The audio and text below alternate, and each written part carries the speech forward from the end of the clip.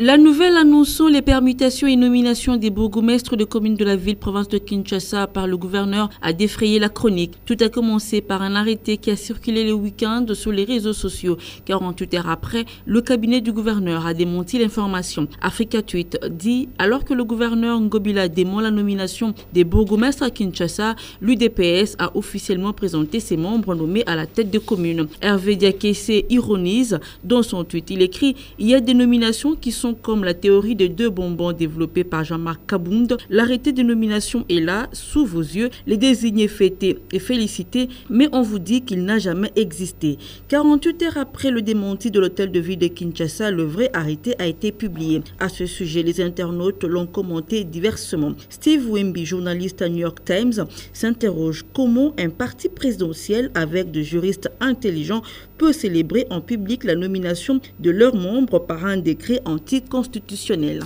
À cette question, Ali Baba répond « L'intérêt politique s'exonère parfois des règles de droit. C'est aussi l'avis d'Eddie Chimonga. Pour lui, dans un environnement de crise découlant de l'absence d'organisation des élections municipales, c'est l'impératif sociopolitique qui l'emporte devant la loi. Mais pour Nkoy Wali, il n'est pas bon de continuer à bricoler puis fabriquer cet impératif pour mater la loi. Qu'à cela nous tienne, cet arrêté a fait couler beaucoup d'encre de salive. La Senco a fustigé ses nominations, même quelques cadres de l'UDPS, en l'occurrence Jekoko Mulumba. Dans une vidéo, ce cadre de l'UDPS s'insurge contre cet état de choses, même son de cloche du côté de l'UNC de Vital Kamerhe. L'actualité, c'est aussi l'attente du gouvernement. Grosse déception pour les Congolais qui l'attendaient jeudi. Dans un tweet, le porte-parole du chef de l'État annonce que le Premier ministre sera reçu ce samedi par le chef de l'État pour les derniers ajustements de l'équipe gouvernementale. En visite à Luanda, le président avait annoncé une sortie urgente du gouvernement si tout se passe bien,